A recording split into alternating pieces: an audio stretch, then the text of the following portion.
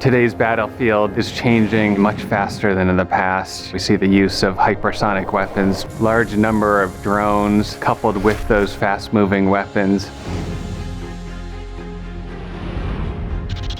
How do we stay ahead of the evolving threat? How do we develop systems that are flexible, adaptable, more cost-effective, things that can be fielded at higher volumes more quickly? We have to understand where the threat's going to be, and then we have to develop the next generation technologies and ultimately the systems and get those fielded to the warfighter. My name's Colin Whelan. I'm President of Advanced Technology at Raytheon. Advanced technology allows us to get new capability to the field through software-defined apertures and composable weapons very, very quickly. But it also allows those systems to remain relevant for 20 or 25 years, with software apps adding new capabilities against the ever-evolving threat.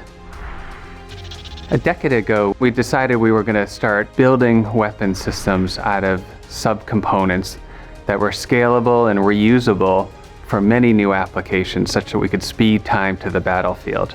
And some examples of those systems are things like avionics or control actuation systems or the power systems.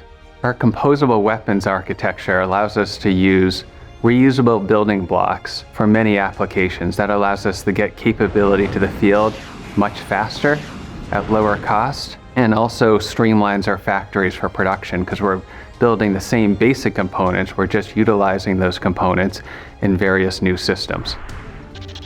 We need our systems to be flexible and adaptable to the environment, and designing a single piece of hardware that can do multiple things allows it to stay on the battlefield and be relevant to the latest threat environment for a much longer period of time.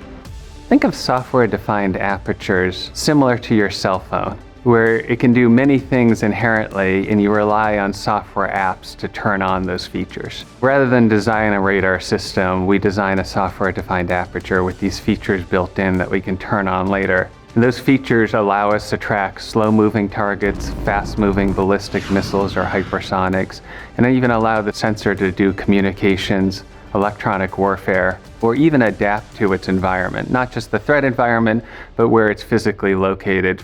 Part of software-defined apertures, we also want to make scalable systems. And we start off with a radar modular assembly, the self-contained building block radar that's 2 feet by 2 feet by 2 feet and can be scaled to numerous sizes based on the need to defeat a threat or the platform it's going on.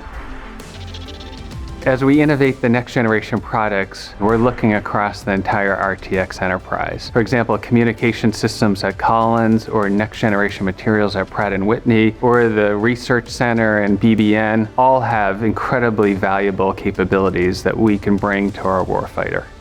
What excites me the most is watching the team come up with unbelievable technology breakthroughs. They're all driven by the same need to get the capability into our warfighters' hands as quickly as possible.